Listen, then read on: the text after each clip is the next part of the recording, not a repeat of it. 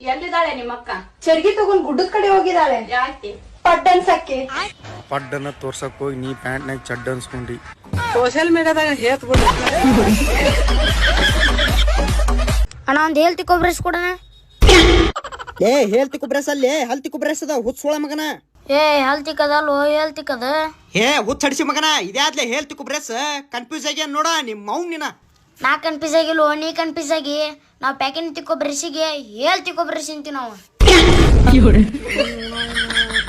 ಏನಾರ ತಿಕ್ಕೋ ಮುಗುಳೇರ ತಿಕ್ಕೋಲೇಪ್ಪ ತೋ.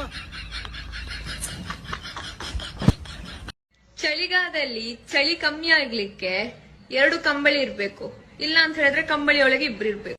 ತಗೋ ಇನ್ನೊಂದ್ 4 ಮಂದಿನ ತಗೋ. ಅದೇನು ಹರಿಯೋದಲ್ಲ ಮುರಿಯೋದಲ್ಲ.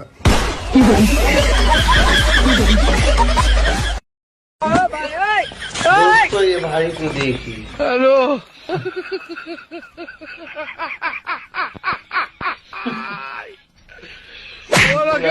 तो भाई उसको कुछ देख ही नहीं रहे.